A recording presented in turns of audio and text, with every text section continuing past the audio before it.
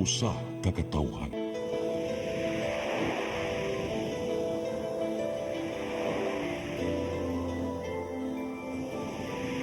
Cebu Catholic Television Network.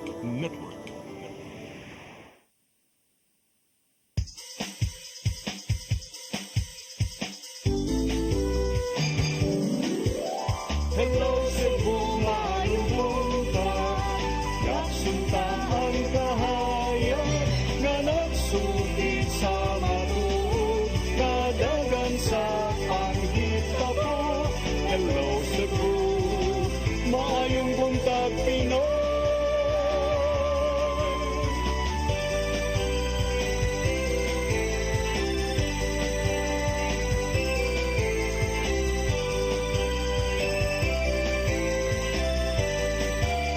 Ang katutulungan sa mga katawhan.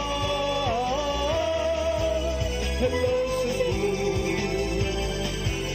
hello Cebu, maayong buntag Pinoy, maayong buntag Pinoy, maayong buntag Pinoy. Hello Cebu, maayong buntag Pinoy. Adlaw karon nga Miyerkules, Agosto 7, tuig 2024. Ug kami mo ay makig-uban kaninyo hangtod sa alas 9 sa buntag. Sangan sa atong regular host nga si Malu Inocando Tabar, ako si Crystal Joy Filerca. Ug ako si Attorney John Destacamento. Og atong sugdan ang atong tulumanon sa pagsuta sa atong weather update karong adlaw gikan sa Pag-asa Mactan.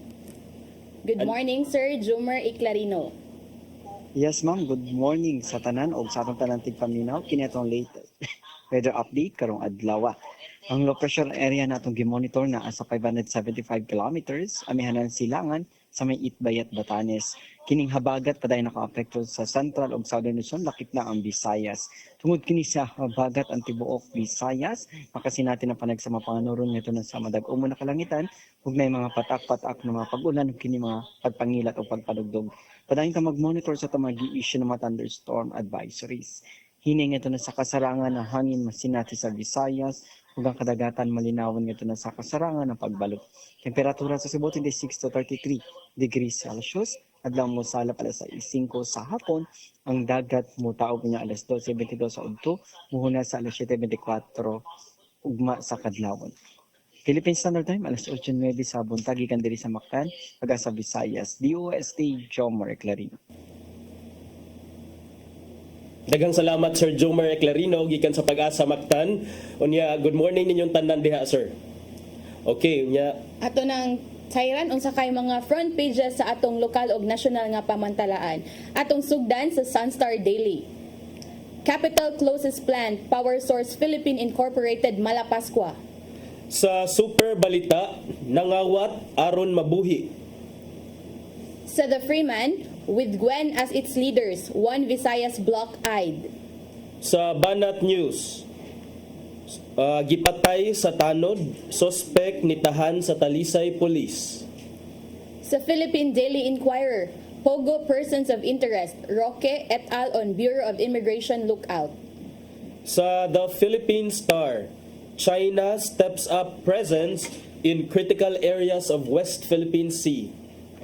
Sa Manila Bulletin, inflation surges to 4.4% in July. Og sa Tempo, so close, Obiena apologizes for missing podium. Maukadto ang mga front pages sa atong lokal ug nasyonal nga mga pamantalaan. Sa atong pagbalik, atong sayran ang mga balita nga nahipo sa atong CCTN News Department. Please stand by. Yes. Hello Cebu, maayong buntag Pinoy, maayong buntag Pinoy, maayong buntag Pinoy. Discover the beauty of the Philippines.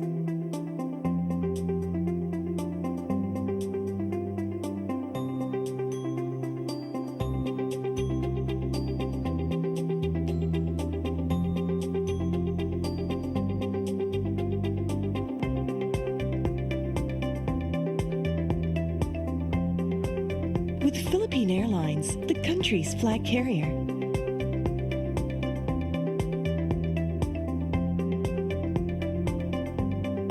The airline that lets you feel the warmth of the nation.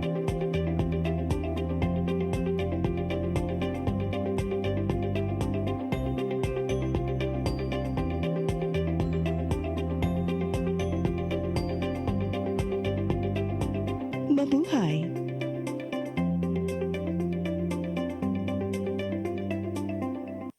Holy Spirit,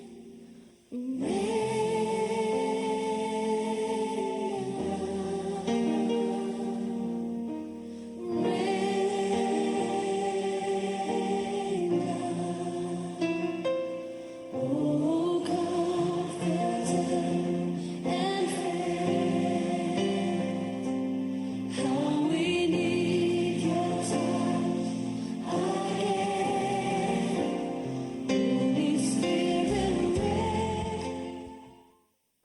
Come October 4, 5, and 6, another gathering will be held in Cebu City, the first National Charis Conference, which is open to all charismatic communities, realities, and expressions. Hosted by the Brotherhood of Christian Businessmen and Professionals, the event will have interesting workshops and topics to help us grow in our various charismatic gifts and charisms. Watch out for more details about this event from our host BCBP in the coming days.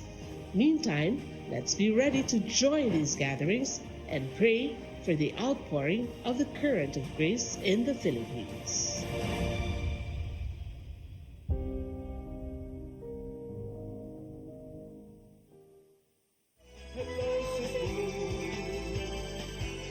Hello Cebu, maayong buntag Pinoy. Maayong buntag Pinoy. Maayong buntag Pinoy. Balik ta sa Hello Cebu, maayong buntag Pinoy. Ug karon ato ng sutaon ang mga balita nga nahipos sa atong CCTN News Department. Naguna sa mga balita, muabot na sa dulan 200 ka mga pamilya nga nagpuyo sa Cebu International Convention Center ang nabalhin sa transitory housing sa Mandaue. Gidali ang pag-transfer alang sa groundbreaking sa government center. Ang kasayuran ihatod ni Mary Rose Sagarino. Nagpadayon ang pagbalhin sa mga pamilya nagpuyo sa Cebu International Convention Center kung CICC ngadto sa transitory housing sa syudad sa Mandaue. Moabot na sa dulan 200 ka mga pamilya ang napahimutang sa temporary housing sa Barangay Gezo sukad sa pagsugot sa transfer na atong uwahing semana sa Hulyo. Sa kinatibukan adunay kapin 500 ka pamilya ang nagpuyo sud sa CICC compound. Nagtinguha ang syudad nga mabalhin ang kapin 300 ngadto sa transitory housing karong semana. Samtang ang 190 ka pamilya ang ipahiluna sa duha ka building sa condominium type housing project sa Barangay Tipolo sa Agosto 15. So far wala man gid hinoy resistance no. In fact gitabangan jud na nato sila og balhin dito na atay mga trucks ini kaguba ato dayong ibalhin dayon unya apil lang mga gamit. So peaceful ang ato ang pag-transfer. Hopefully it will continue that way. Ang mga pamilya ang giingong mi voluntaryo sa pagbiya sa ilang bahay tungod sa gihatag ng relocation site sa Dakbayan. Yes, ang sa utilities, ang sa condo ongoing ang ato ang coordinate with VECO and with MCWD on the kanang ang ato na lang pagtap ato niya ang sa VECO is ang pagbutang sa katong ilahang poste power line. So moto ang latest na mo nga meeting last Thursday. Nag-meeting pod me on the status update of the utilities. So hopefully makumplito na po na siya within the week before ta mag-start og transfer next week. Gi-target nga mahumana ang transfer aron mahawan og malimpyuhan ang CICC alang sa groundbreaking sa government center sa Agosto 30 atol sa Charter Day anniversary sa Mandaue. Mary Rose Sagarino, CCTN News. Samtang matukuran na ang Kauhagan Integrated School sa Lapu-Lapu City og 4-story building nga adunay 8 ka mga classrooms. Gitinguha nga mahatagan og igong classrooms ang tunghaan aron dili na molabang sa Picas Isla ang mga tinun-an. Ani ang dugang kasayuran. Matukuran na og 4-story building nga may 8 ka classrooms ang Kauhagan Integrated School sa Kauhagan Island, Lapu-Lapu City. Kinihuman nga gipahigayon na ni adtong adlawng Domingo ang groundbreaking o capsuling ceremony para sa maong proyekto. Gigahinan kini og 15 million pesos nga pondo sa buhatan ni Congresswoman Cindy Chan para sa Phase 1. Matod ni Engineer Christian Ray Livado sa Department of Public Works and Highways 6th District Engineering Office kun DPWH DEO nga duha pa lang ka classrooms ang mahuman sa Phase 1 apan gisiguro nilang mapahimuslan na kini sa mga tinun-an. Gitinguha nga mahuman kini sulod sa unom ka buwan. Ang maong proyekto mao'y unang high-rise building sa Barangay Kauhagan. Ang Kauhagan Integrated School kasamtangan nga adunay 108 ka mga tinun-an sa elementary ug 43 sa secondary. Kini mao ikaduhang tuig nga nahimong integrated ang maong tunghaan ug gisugdan karong tuiga ang pagdalit og grade 9. Sigun pa ni Dr. Marilyn Andales, ang Schools Division Superintendent sa DepEd Lapu-Lapu, nga sa maong idugang nga classrooms, mas sayo na ang edukasyon para sa mga tinun-an sa isla, ilabi na nga nagkadaghan ang populasyon niini. Kay matuman na po ang among pangandoy, dili lang mag-provide og access to education. Kay gikinahanglan man nga atong ipaduol ang education sa atong kabataan. Dugang pa ni Barangay Captain Rodolfo Aying, dako kini og ikatabang sa ilang mga kabatan-unan. Tungod kay dili na kinahanglang mulabang padung sa Barangay Pangan-an o sa mainland aron lang nga maka-eskwela og high school. Ka-eskwela na gyud sa K-12. Mao gini dako namong pangandoy nga sa gidugayon sa panahon karon pagid ni mahitabo nga nami integrated school. So pila nang ikatuig sa mo pa nga henerasyon nga maglakaw lami sa pikas isla pero karon nga tuiga dili na gyud dili maglisod. Samtang gibutyag sa principal nga si Marilo Pasilan, regular ang ilang schedule sa ilang klase ug sa pagkakaron wala sila makasinati og kakuwang sa classrooms tungod kay gatos kapin pa lang ang ilang populasyon. Crystal Joy Filerca, CCTN News. Sa pagpadayon sa atong mga balita, pipila ka mga bag-ong produkto gipakita sa nagpadayong tabo sa Kapitolyo nga gipahigayon luyo sa Capitol Executive Building. Gituyo kini aron mapaila sa kadaghanan ang maong mga bag-ong hinimo. Ang kasayuran ihatod ni Gian Navarro. Napabay budget ang tanan, mahimo na kinimpay muslan sa tabo sa Kapitolyo nga gipahigayon sa luyong bahin sa Capitol Executive Building.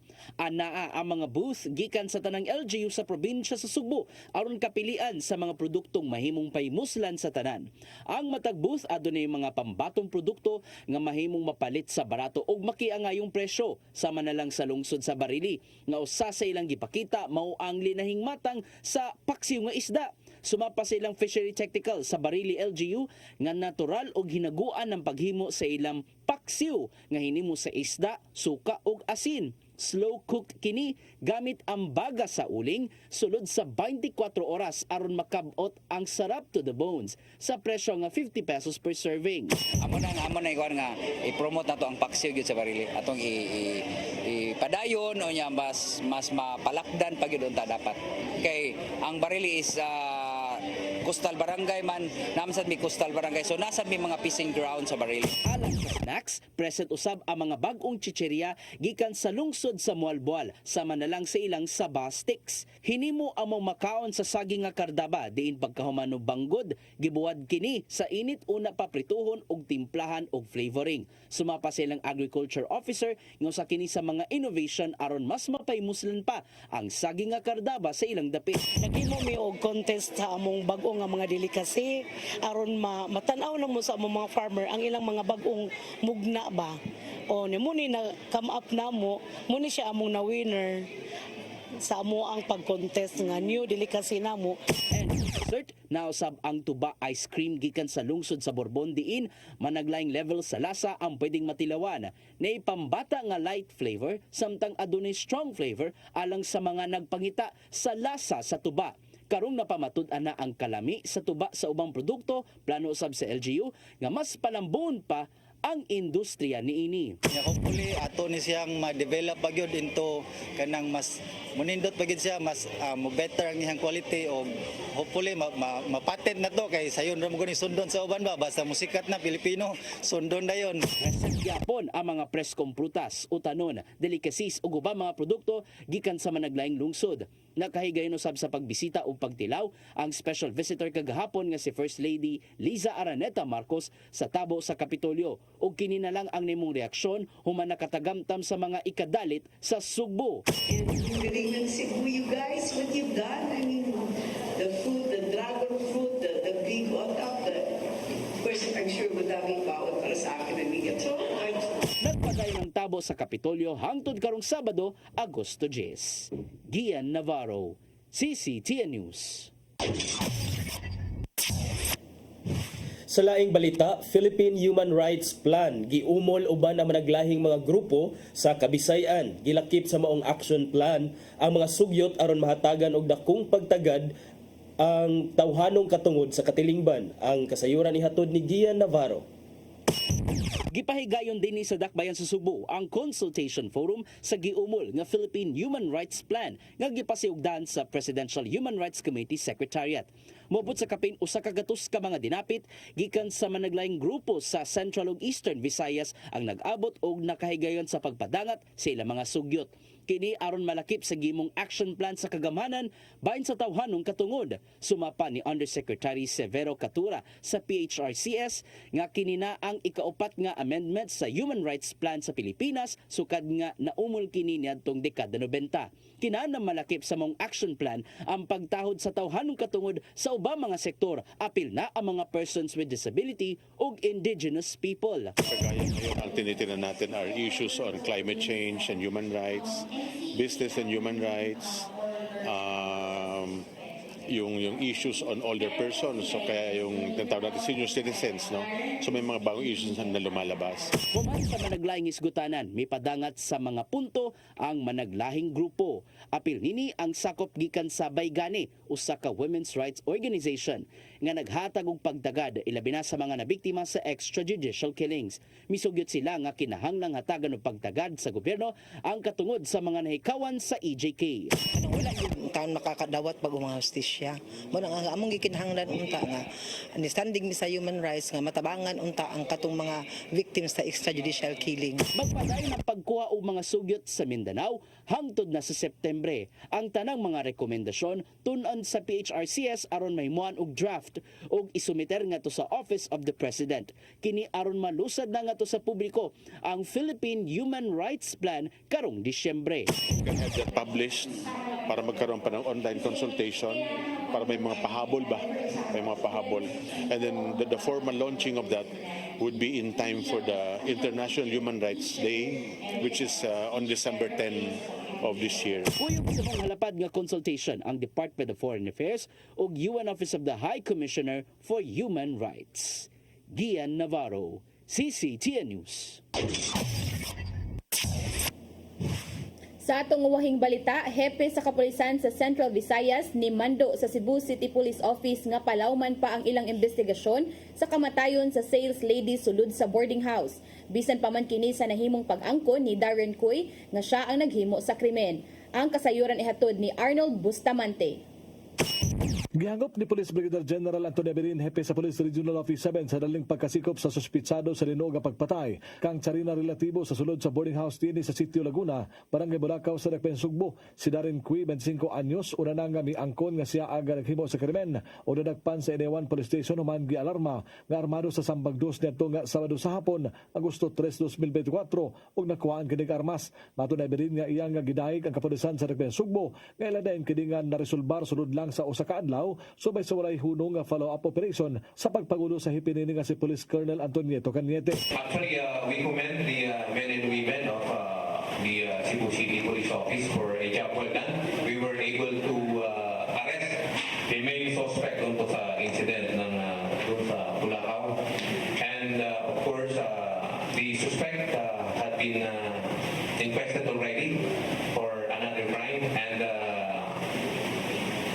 he executed an extrajudicial confession in his participation po dun sa krimen na nangyari. Bisan sa pag-angko ni Darren Cuy nga naginusara lang siya sa paghimo sa krimen, sanglit nagtinguha siya niadtong tungura nga iyang makahilawas ang biktima apan dunay mga pagduda nga dunay kining lain nga kauban. Mato ni General Abirin nga mao kini ang iyang kamanduan sa kapulisan sa Dakpen Sugbo nga susiyon pag-ayo kung dunay bay lain nga kauban si Cuy.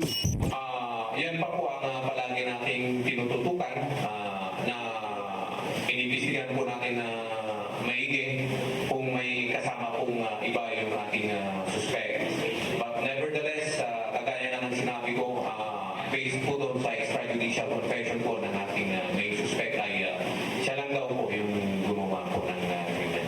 Brigadier General Antonio Berin, si Police Colonel Antonieto Cañete, ang Cebu City Police Office Acting Director na kanayon, nga milusad na sila og case build-up og nasuta sa himong investigasyon base sa pamahayag sa mga saksi sa dapit na ginusara lang si Cui sa paghimo sa krimen nga mitakdo sa pag-angko niini. Nakuha nila og pamahayag kadtong kauban ni Cui kaya ang gihagad og inom niya ng Biyernes sa buntag nga gituang nahuman na ang krimen. Yes sir, we're still conducting a case build-up and evidence gathering on the possibility that there are other personalities involved. But so far this time, wala pa tayong makukuha sir because the people in the area could not pinpoint na may kasama siya. Ato sa open line forum sa usa ka hotel, din si Cañete ang usa sa mga dinapit, iyang gibutyaga ni gawas na ang resulta sa autopsy sa biktima. Apan resulta nga wala kini malugos. Apan iyang gibutyag nga iyang ipausab ang autopsy human mahibaw-an nga ang gigamit nga kit sa paghiling sa kinataw ni expired na. Yes, I really insist that to have to conduct a new test, no, because he reported also to me that the testing kit had been expired, and I told him if kung kailangan bibili ako for my own money to secure the new testing kit, I will do it. Pero sabi naman niya, there'll be a new testing kit coming from the Kamkrami as requested by him. So let us wait for siguro mga 2 to 3 days, then there will be an accurate result on that question or issue. Una nga bitugan si Darren siyang extrajudicial confession nga wala niya mahilabti ang biktima tungod kay natarantar na siya human masayran nga iyan ang napatay ang biktima. Nga tungod ani gusto niya nga tabunan ang krimen pinagay sa pagsunog sa lawak gamit ang burner sa butane. Arnold Bustamante, CCTN. Mao kadto ang mga balita nga nahipos sa atong CCTN News Department kay inyong nakita kaghapong adlaw sa Sayre 47. Sa atong pagbalik ato ng paghisgutan ang pipila ka mga isyu nga manginlabot ang lungsod ug ang nasod. Please stand by. Hello, Cebu, maayong buntag Pinoy, maayong buntag Pinoy, maayong buntag Pinoy. Discover the beauty of the Philippines.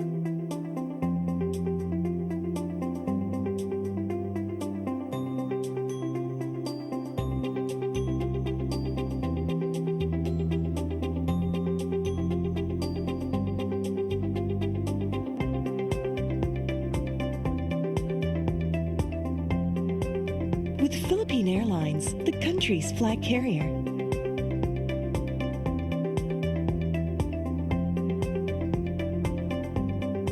The airline that lets you feel the warmth of the nation.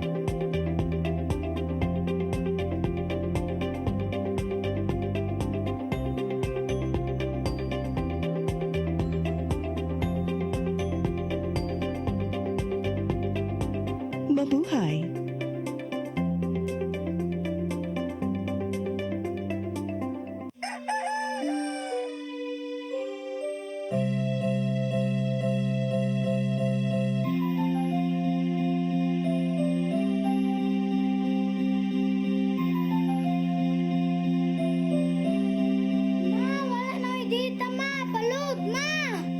Sorry ma'am, na-late ko. Nangita pa mong gusto para internet sa kong anak ma'am. Ay, wala na yung problema. Mag-Sinisibu!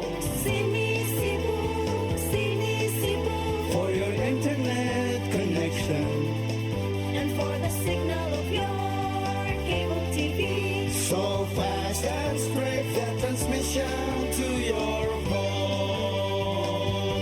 Sinisibu, Sinisibu, Sinisibu, Offers you to have fiber optics. for your viewing experience, perfect and clear, so fast. So great and affordable for you to enjoy. Sinisibu. Cine Cebu Television Network Incorporated offers fiber to the home broadband internet bundled with fiber to the home cable TV connection. Cine Cebu Television Network Incorporated with its operation in Metro Cebu and the whole province of Cebu soon. And affordable for you to enjoy. Sinisibu. Come October 4, 5, and 6, another gathering will be held in Cebu City, the first National Charis Conference, which is open to all charismatic communities, realities, and expressions. Hosted by the Brotherhood of Christian Businessmen and Professionals, The event will have interesting workshops and topics to help us grow in our various charismatic gifts and charisms. Watch out for more details about this event from our host BCBP in the coming days. Meantime, let's be ready to join these gatherings and pray for the outpouring of the current of grace in the Philippines.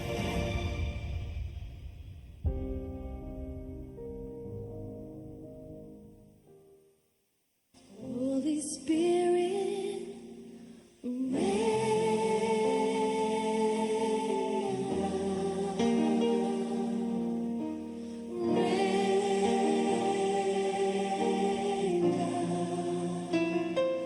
oh, comforter and friend, how we need your touch again. Holy Spirit,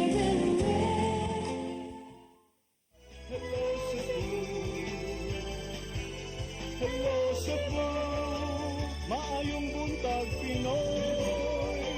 Maayong buntag Pinoy. Maayong buntag Pinoy. Balik sa Hello Cebu, maing buntag Pinoy nya arita sa atong paghisgot-hisgot partner. Mura good news ni partner kay nanapod tay lain nga medal from the Olympics. Yes, kaninang kadlaw na sad, although expected naman to nga maka-bronze medal si Ira Villegas sa women's boxing event. Pila ni siya 50 kilogram boxing 50 kilogram division.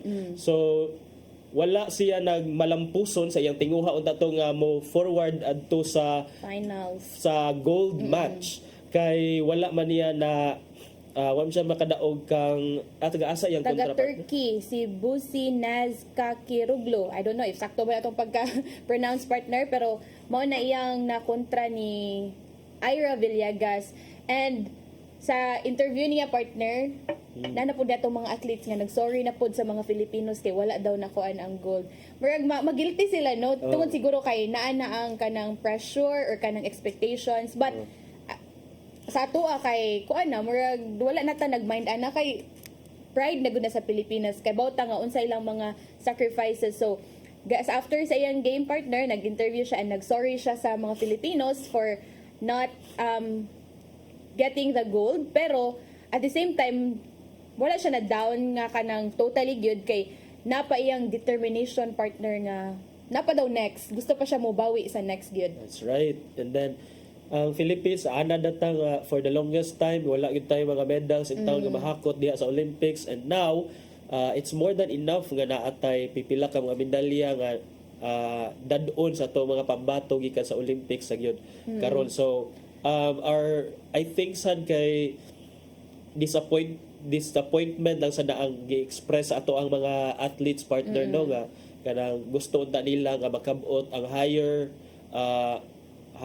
or much kanang mas dako-dako nga medalya, dili dako-dako but gold or silver, pero sa unda man nga tama na man gyud diha. So bawi na lang next time. Yeah, so kuan pag yun, daghan pagod ang time partner siguro dili pagod ilaha time yeah, just like Heidelin Diaz, Carlos Yulo, wala pud na sa first nila nga try or attempt kay kanang nakuha po dayon nila, naka-experience ba sila og mga failures, and siguro sa ilaha kani atong mga athletes kay not their time pag yun. But nindot na ni partner kay murag nahinay-hinay na ni nga kana sa giingon pa nimo nakakabot na ta og mga medals, gold, bisan or bronze, bisan pa man nga sa wala taga-expect partner balik na yung mga athletes di nga ni excel para sa ingon ani nga mga sports kay actually sa to be honest lang partner katong kay Carlos Yulo nga mga gymnastics or katong vault or katong kay EJ murag sila murag tungod nila na introduce na ang kanang sports ako kay murag tungod lagi anang kabawta nga ang mga na bawaan na to ang mga sports kanang mga ball games, mga team games, wala kay takaila ani mga gymnastics kay kung nakaila man ganita aning mga individual nga mga sports kay kani pong athletics, kani mga running.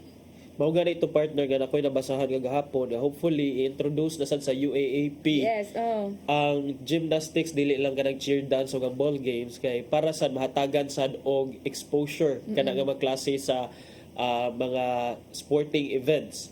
Kay wala gina we are a basketball loving nation, but unfortunately dili kung isangka ta sa mga uban nga mga atleta gikan sa basketball players gikan sa laing nasod, dili magyud ta mo excel, although nakakita man ta og improvement sa ranking sa Gilas Pilipinas over the last few years. Pero tama na ta sa qualifying, wala gyud ta ni adto sa Olympics. Mao gyud partner.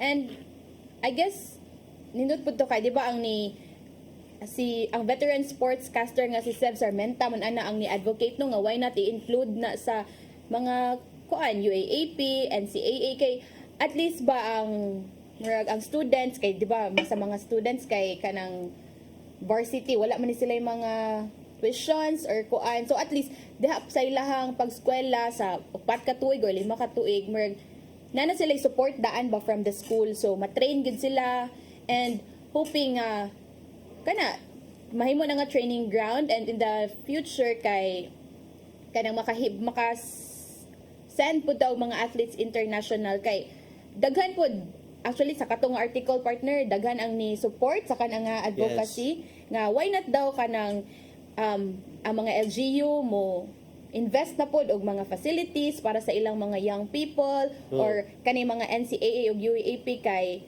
kanang mo support na gud ani nga mga sports ba. Tinuod partner. So tungod sa bronze medal ni Ira Villegas Ninang Kadlaw.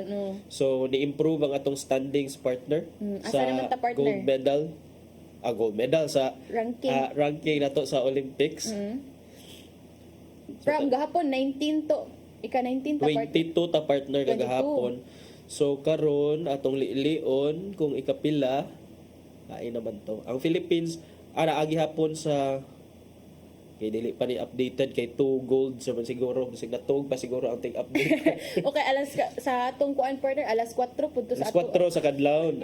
So basi gabi ito dito sa ilaha and ginagakuan pa wala pa na update but ang katong duha ka golds ni Yolo was enough or were enough para molanta sa number 22, and this is I think the highest nga ranking so far sa Philippines in Olympics. And karon pa man ta naka duha ka gold partner in gika lang sa usa ka athlete, no? Yes, and matod pa ni Seb Sarmenta partner, we have to remember nga this is not only SEA Games, this is not only Asian Games, but this is the Olympics nga maoy pinnacle of the highest form of competition, pinaka-prestigious nga competition for sporting events across the world. Kani partner as of August 7 asa man ni ang Philippines? Pila ang rank? 22. 22 gihapon even despite the additional bronze. Yes. And to add lang partner sa imong giingon about sa sportscaster Seb Sarmenta, niingon siya partner nga nakita natin na ang dami nating talent na pwedeng madudukot at maigo-grow, kaso kailangan natin sila i-train abroad.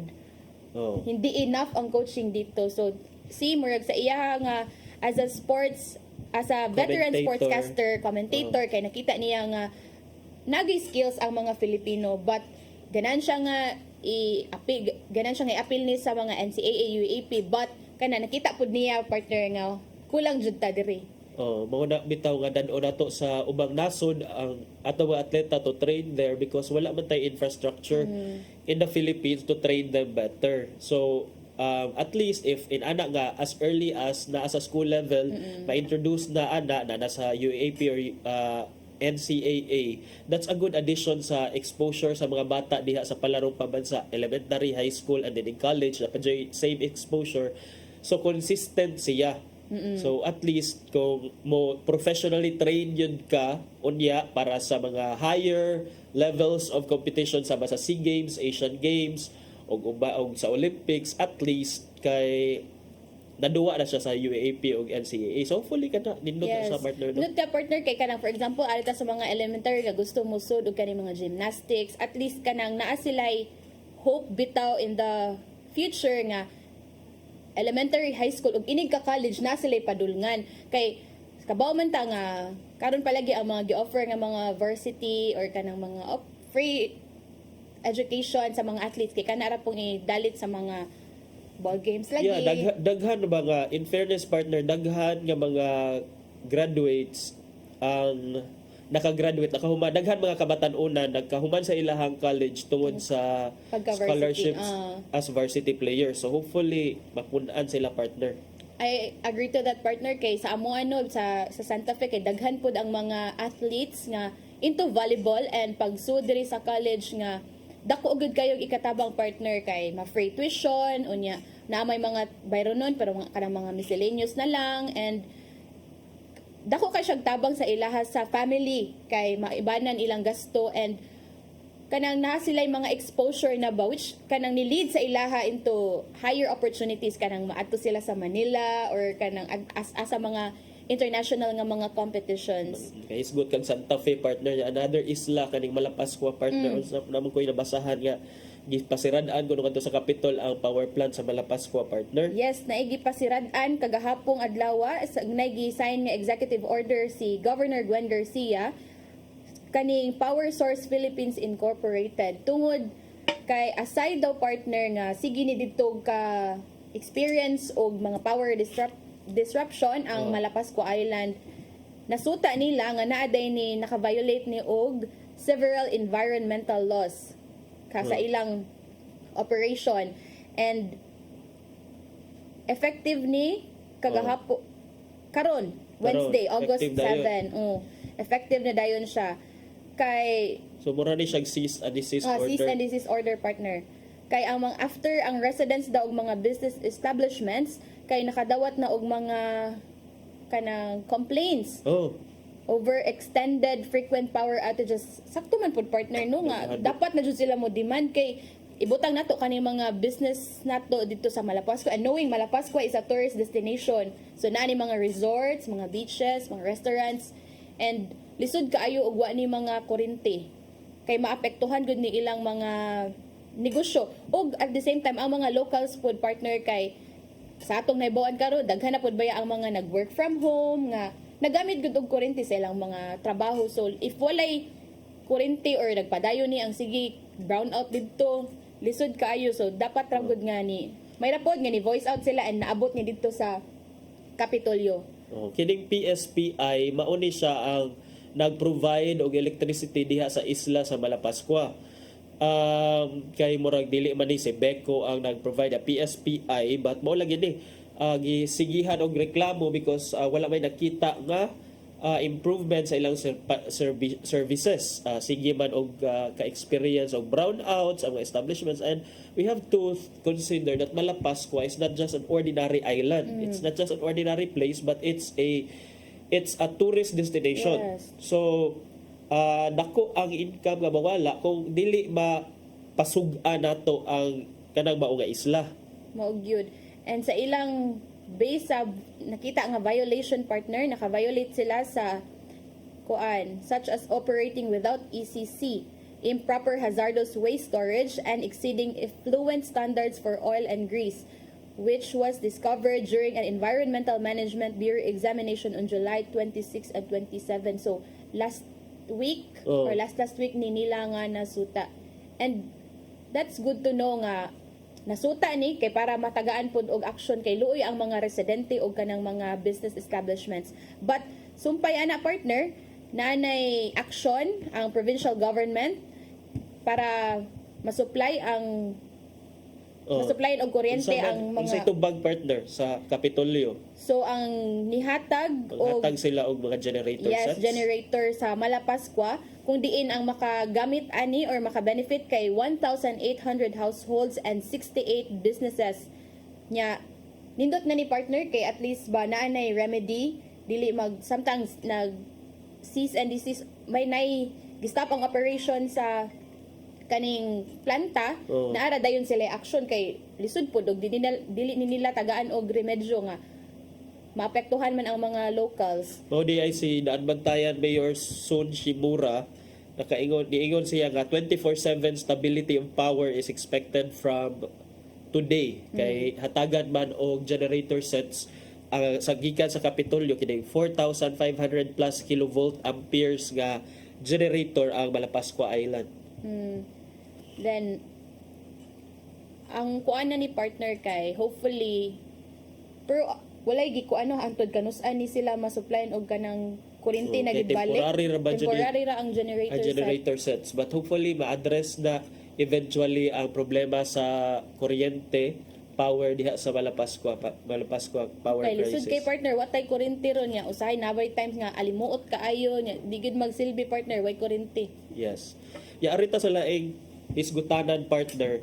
Sabi na atong isgutan, partner. Banner headline nga ganina sa Freeman katong One Visayas Black-eyed sa bata. Black-eyed. One Visayas Black.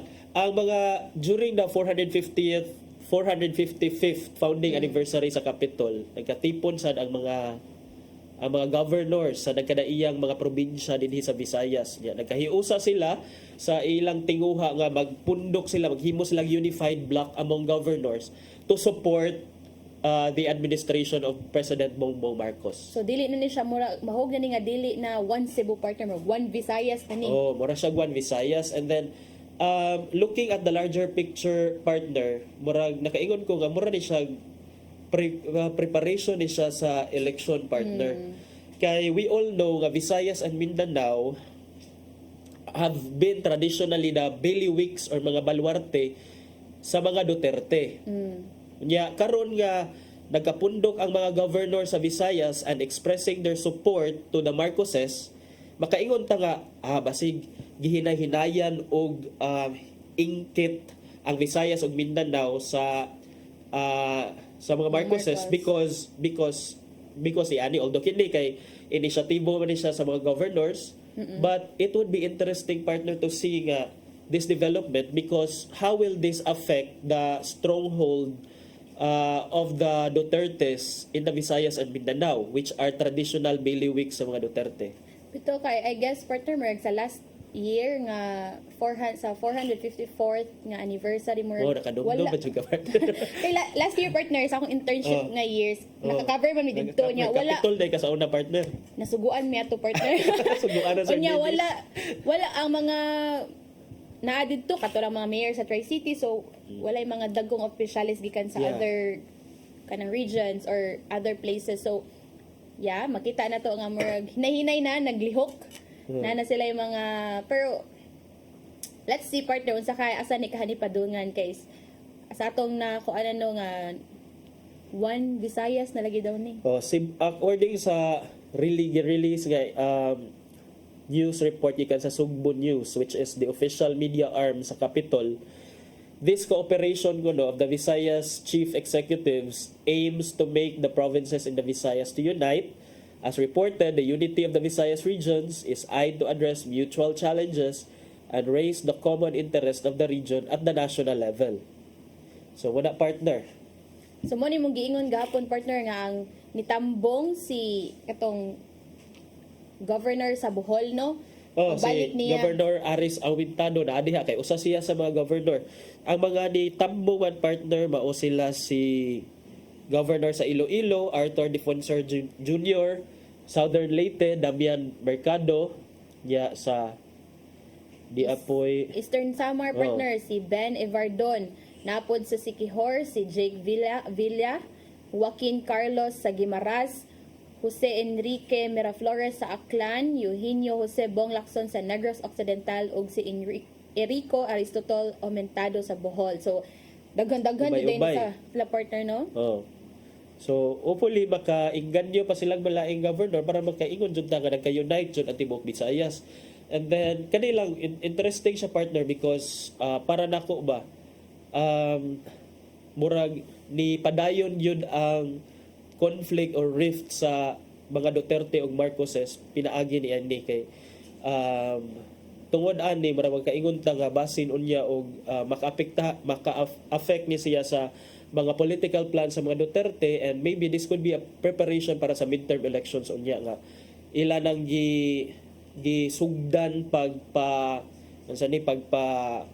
gisugdan nila og strengthen ang ilang puwersa diri sa Visayas, knowing nga ang Visayas ug ang Mindanao kay mga kaalyado sila mostly sa ni Duterte. Bitaw agree ko ana sa imong partner, naghinay-hinay na gud ni sila kanang pakita og suporta no, where ni pakita sila silang commitment nga naara gyapon ilang, how do you say this, kanang ilang pagsalig or pagsalig dito sa presidente niya.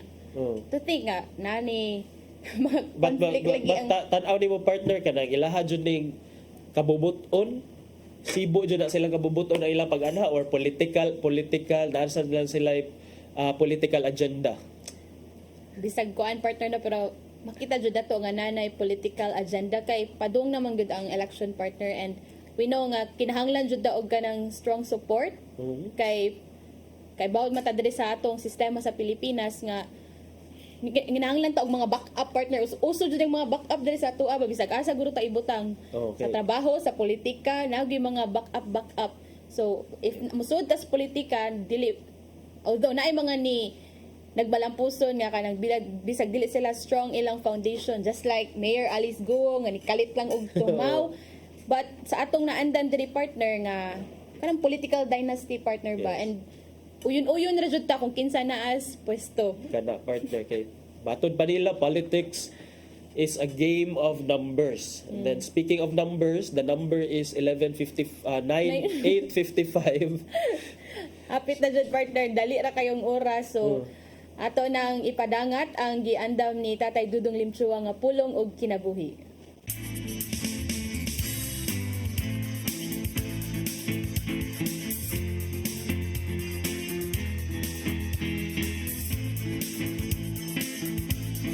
Ang pulong mo, ang diwag sa dalan ko.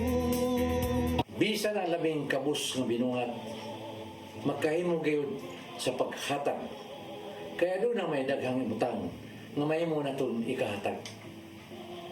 Ang imong panahon, talento, o abilidad, o bahandi dito sa kahigala na may sakit.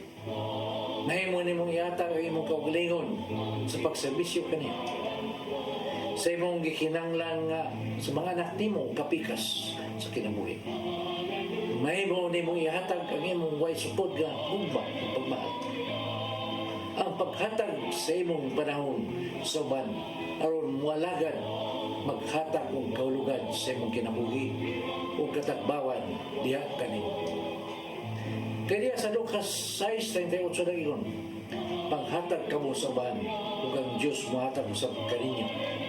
Madawat ninyong hustong takos o pakapinan pa kayo.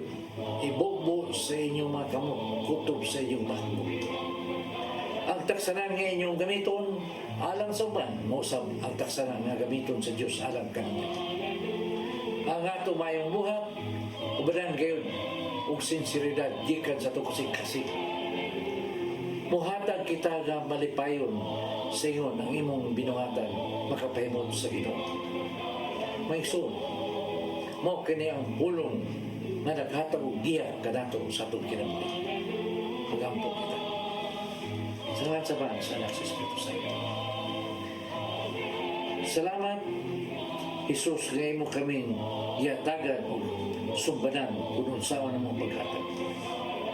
Hatagi kami sa grasya na mabuhat damo dinhi aron kami makahatag sa kaymo kanimo. Salamat, Ginoo. Salamat sa imong pagpahimat kong kanamo. Amen. At sa mahal sa anak sa Espiritu Santo. Amen.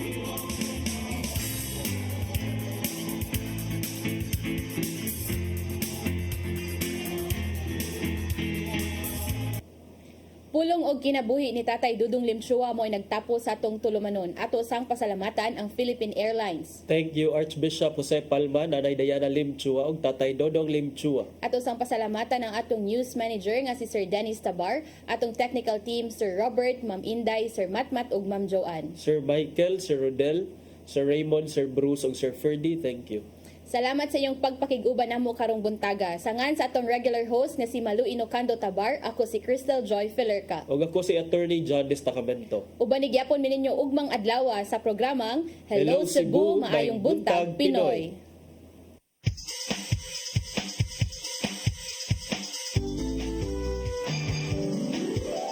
Hello Cebu, maayong buntag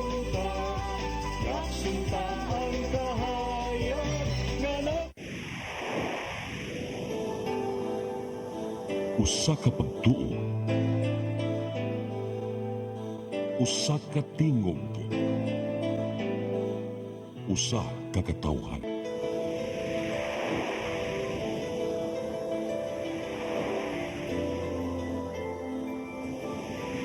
Cebu Catholic